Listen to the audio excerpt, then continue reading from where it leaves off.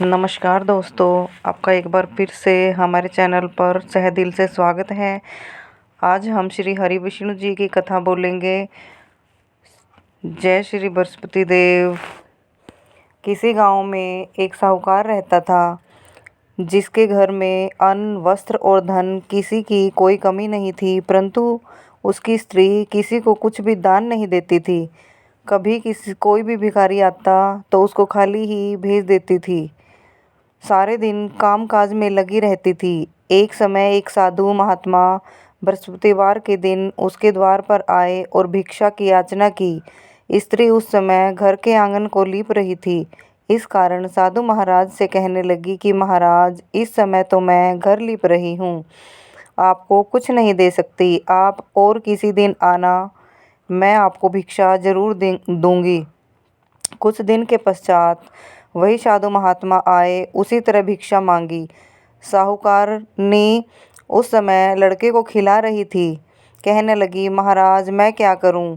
मेरे पास कभी भी कोई समय नहीं होता है, आपको भिक्षा कैसे दे सकती हूँ। तीसरी बार महात्मा आए और उसने उन्हें भिक्षा देने को कहा। साहूकारनी ने फिर उनको टालना चाहा, परंतु महात्मा जी कहने लगे कि यदि तुम्हारे पास समय ही समय होगा तो क्या तुम मुझे भिक्षा दोगी? साहूकारनी ने कहा कि हाँ महाराज, यदि ऐसा हो जाए तो मैं आपकी बड़ी कृपा मानूंगी। साधु महात्मा जी कहने लगे कि अच्छा, मैं एक उपाय बताता हूँ।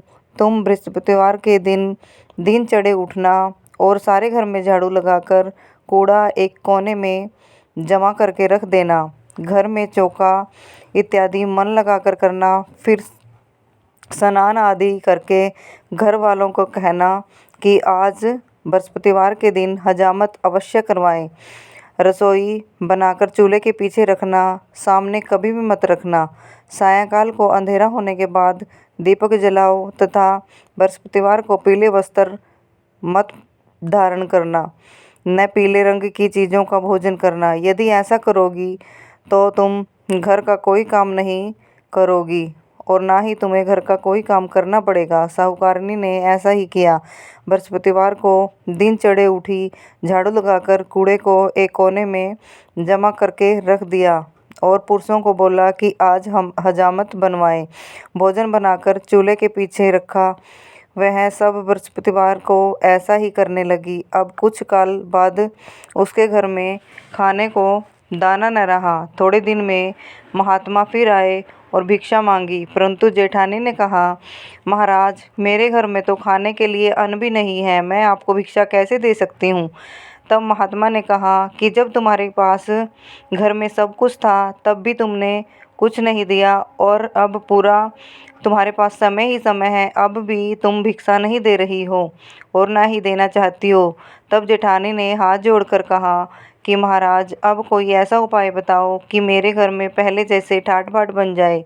अब मैं प्रतिज्ञा करती हूँ कि मैं अवश्य आप जैसे महात्मा को भिक्षा दूंगी। तब महात्मा जी बोले, बृहस्पतिवार को प्रातःकाल उठकर स्नान आदि से निर्वृत्त होकर घर को गाय के गोबर से लीपो तथा घर के पुरुष को बोलो कि उस दिन हजामत न करवाएं। भूखों को अन्न जल देती रहो। ठीक सायंकाल को दीपक जलाओ। यदि ऐसा करोगी तो तुम्हारी सब मनोकामनाएं बृहस्पतिवार जी पूरी करेंगे। सेठानी ने ऐसा ही किया और उसके घर में धन धान्य वैसे ही भर गया जैसे पहले था। इस प्रकार भगवान बृहस्पति जी की कृपा से अनेक प्रकार के सुख भोग कर दीर्घकाल तक जीवित रही। जय बृहस्पति देव। आगे ऐसी ही कथाएं सुनने के लिए मेरे चैनल को सब्सक्राइब करें और बेल आइकन ज़रूर दबाएं, ताकि आगे आने वाली हर वीडियो की नोटिफिकेशन आप तक समय समय पर पहुंच सके। जय बृहस्पति देव।